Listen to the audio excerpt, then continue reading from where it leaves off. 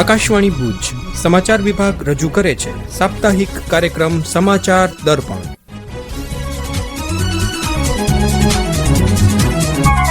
સૌપ્રથમ નજર કરીએ આજના અંકમાં સામેલ મહત્વના સમાચારો પર. જિલ્લાના ચૂંટાયેલા પદાધિકારીઓ અને સદસ્યો માટે ભુજ ખાતે ક્ષમતા નિર્માણ તાલીમ કાર્યશાળાનું કરાયું આયોજન. સંસદમાં પસાર થયેલા જાહેર પરીક્ષાઓમાં ગેરરીતિ અટકાવવાના સુધારા વિધેયક 2026ને ઐતિહાસિક પગલું ગણાવતા સાંસદ વિનોદભાઈ ચાવડા. ચોમાસામાં ભારે વરસાદની પરિસ્થિતિમાં જિલ્લાના પશુપાલકોને પોતાના પશુઓને સલામત સ્થળે ખસેડવા જિલ્લા પશુપાલન અધિકારી દ્વારા કરાયો અનુરોધ. અને 28મી જુલાઈએ વિશ્વ હેપેટાઇટિસ દિવસની કરાઈ ઉજવણી.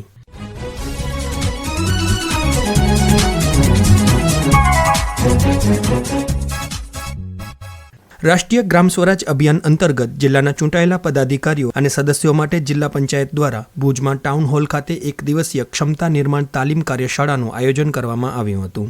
રાજ્યના શ્રમ, કૌશલ્ય વિકાસ અને રોજગાર રાજ્યમંત્રી તથા જિલ્લાના પ્રભારી મંત્રી કાંતિલાલ અમૃતિયાએ આ પ્રસંગે આ મુજબ જણાવ્યું હતું.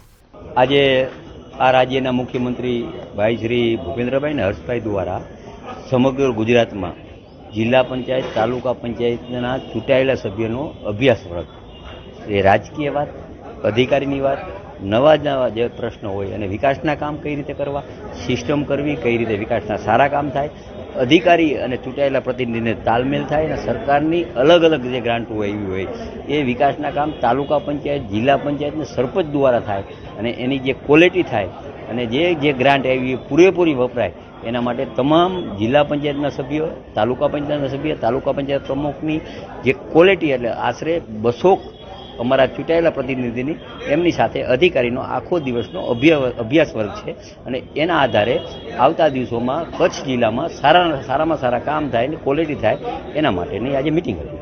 પ્રશ્નો અમે લીધા આવ્યા. અમે જે તાલુકા પંચાયતના પ્રમુખો, જિલ્લા પંચાયતના જે પ્રશ્નો છે, ઝંઝટ જે જૂના પ્રશ્નો છે એ કઈ રીતે નિકાલ થાય અને દર મહિને અમે અમારી જે સંકલન છે એમાં રિવ્યૂ લઈ અને ધીમે ધીમે એ પ્રશ્નો નિકાલ. જ્યારે ઉચ્ચ અને ટેકનિકલ શિક્ષણ રાજ્યમંત્રી ત્રિકમભાઈ છાંગાએ જણાવ્યું કે સ્થાનિક સ્વરાજ્યની સંસ્થાઓ લોકશાહીની પાઠશાળા છે.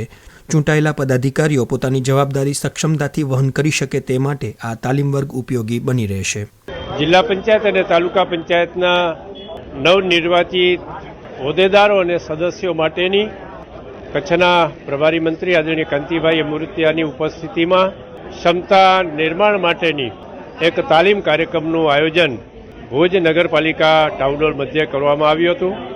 આજનો આ કાર્યક્રમમાં તાલુકા પંચાયત અને જિલ્લા પંચાયતના તમામ પદાધિકારીઓ માટે આવતા દિવસોમાં કામ કરવા માટેની દિશા મળે, તાલીમ મળે, એમની જવાબદારી સુપેરે નિભાવી શકે એ માટેની તાલીમ મળે અને સક્રિયતાથી કામ કરે જનકલ્યાણ માટે. અને જે રીતે દેશના પ્રધાનમંત્રી આદરણીય નરેન્દ્રભાઈ મોદી સાહેબ અને રાજ્યના લાડીલા મુખ્યમંત્રી આદરણીય ભૂપેન્દ્રભાઈ પટેલ સાહેબ અને નાયબ મુખ્યમંત્રી આદરણીય હર્ષભાઈ સંઘવી સાહેબની જે પ્રકારે કચ્છ પ્રત્યેની વિશેષ લાગણી છે એ લાગણીને લઈને સૌ સાથે મળીને આવતા દિવસોમાં સ્વચ્છ કચ્છ, સમૃદ્ધ કચ્છ, શાંત કચ્છ અને સફળ કચ્છના નિર્માણની દિશામાં સૌ સાથે મળીને આ કાર્યક્રમના માધ્યમથી પ્રયત્ન કરીએ એવા પ્રકારની નેમ આજના દિને વ્યક્ત કરવામાં આવી.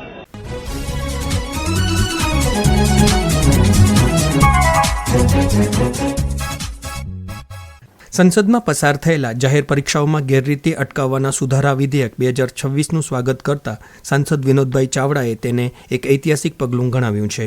આ સુધારા વિધેયક અંતર્ગત પેપર લીક અને પરીક્ષા ગેરરીતિ સામે વધુ કડક કાયદો, આકરા દંડ અને મજબૂત સુરક્ષા વ્યવસ્થા સુનિશ્ચિત કરવામાં આવી છે તેમ તેમણે ઉમેર્યું હતું. આ ચોમાસા સત્ર દરમિયાન પાર્લામેન્ટની અંદર એક ઐતિહાસિક નિર્ણય વિદ્યાર્થીઓ માટે અને દેશવાસીઓ માટે જે લેવામાં આવ્યો છે એમાં વિશેષ પરીક્ષા સંશોધન bill, paper leak amendment bill 2026 સુધારા જે રજૂ કરવામાં આવ્યું, જે પાસ થયું.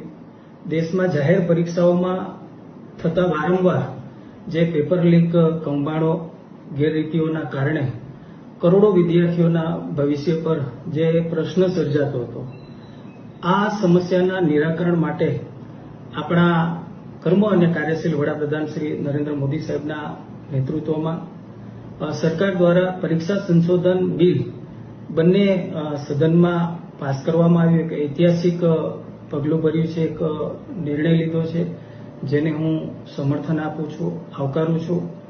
આ બિલનો મુખ્ય હેતુ જાહેર પરીક્ષાઓમાં થતી ગેરરીતિઓ, પેપર લીક, નકલ માફિયાઓ તેમજ પરીક્ષા કૌભાંડો પર કડક નિયંત્રણ લાવવાનો છે.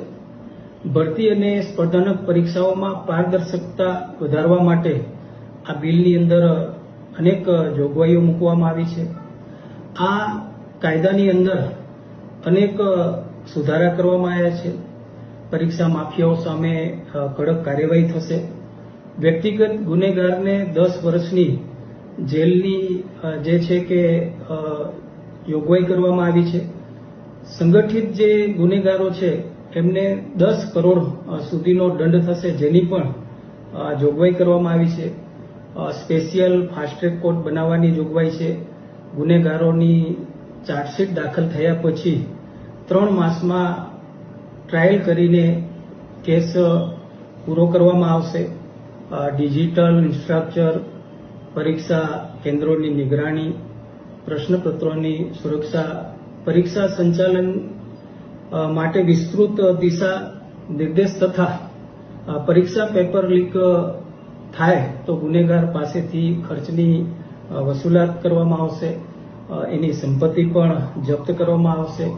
એવી પણ જોગવાઈ આ બિલની અંદર જ્યારે કડકાઈ સાથે મૂકવામાં આવી છે, ત્યારે હું અત્યંત ગર્વની લાગણી સાથે કહું છું કે આપણા દેશના લાખો અને કરોડો વિદ્યાર્થીઓની જે મહેનત છે, એમના સપના છે, એમના માતા પિતાની જે આશાઓ અને અપેક્ષાઓ છે, આ બિલના માધ્યમથી જે છે કે એક પારદર્શકતા આપણને જોવા મળશે. હું દેશના યશસ્વી વડાપ્રધાન શ્રી નરેન્દ્ર મોદી સાહેબનો હૃદયથી આભાર માનું છું અને એમને ખૂબ ખૂબ અભિનંદન પાઠવું છું.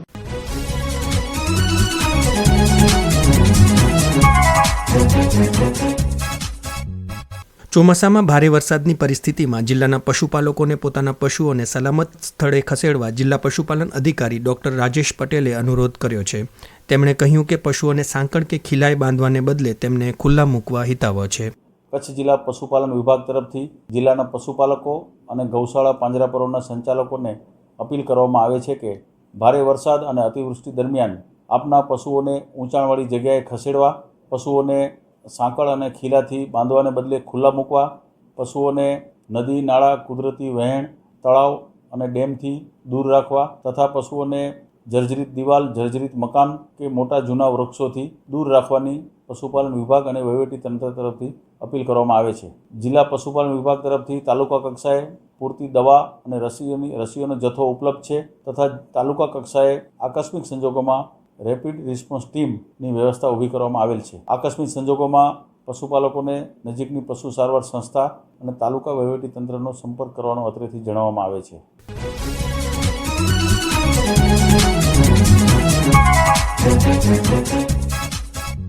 28મી જુલાઈએ વિશ્વ હિપેટાઇટિસ દિવસની ઉજવણી કરવામાં આવી. આયુર્વેદાચાર્ય ડોક્ટર નિશાંત શુક્લએ આયુર્વેદ થકી લીવરની સંભાળ કઈ રીતે રાખી શકાય તે અંગે આકાશવાણી સાથે વાતચીત કરી હતી. આ અંગેનો અહેવાલ આપે છે કલ્પના શાહ.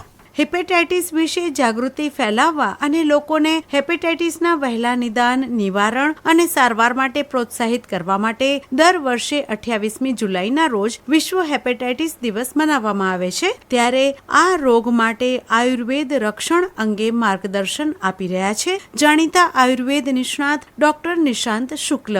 આજે આપણે આપણા શરીરના એક એવા સાયલન્ટ યોદ્ધા વિશે વાત કરવા જઈ રહ્યા છીએ જે કોઈ પણ રજા લીધા વગર 24 કલાક કામ કરે છે. હું વાત કરું છું આપણા લીવરની.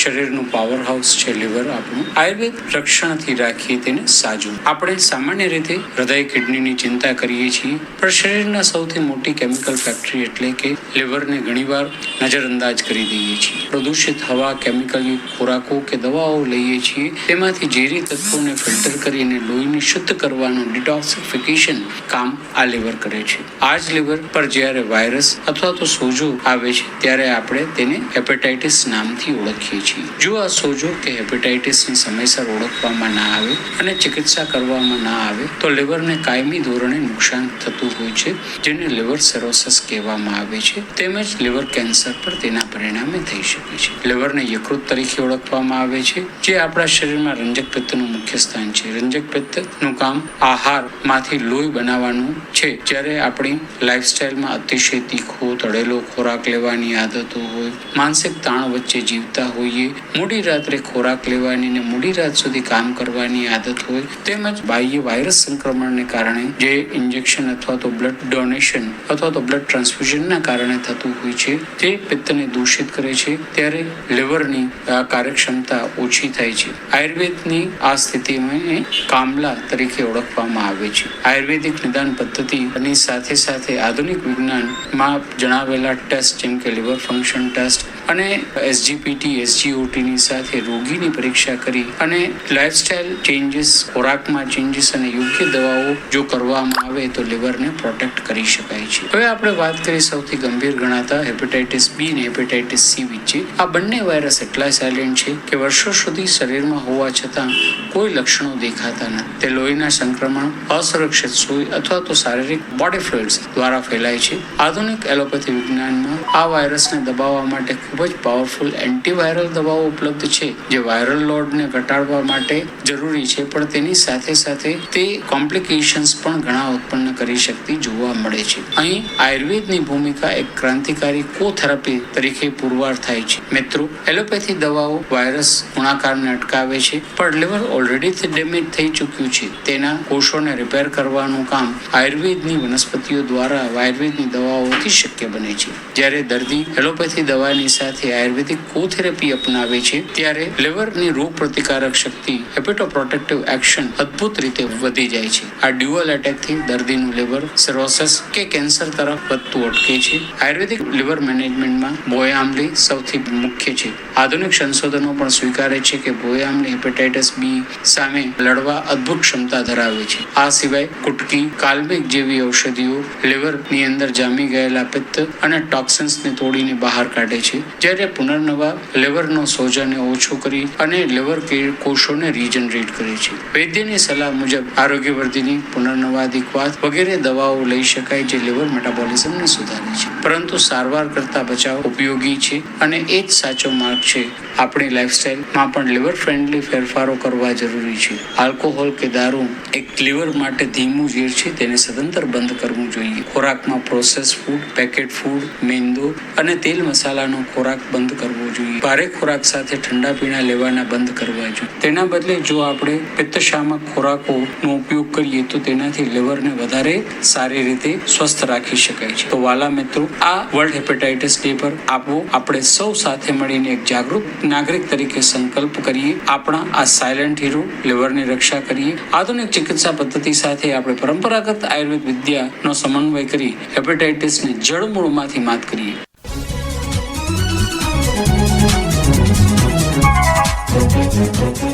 અને આ સાથે સમાચાર દર્પણનો આજનો અંક અહીં પૂરો થયો. ફરી મળીશું આવતા સોમવારે એક નવા અંક સાથે. નિર્માણ અને રજૂઆત અશરફ નથવાણી, સંકલન પરેશ મારું, પ્રસારણ આકાશવાણીના ભુજ કેન્દ્ર પરથી કરવામાં આવ્યું. સમાચાર દર્પણ કાર્યક્રમ આકાશવાણી ભુજ સમાચાર વિભાગ દ્વારા દર સોમવારે રાત્રે 9:15 રજૂ કરવામાં આવે છે.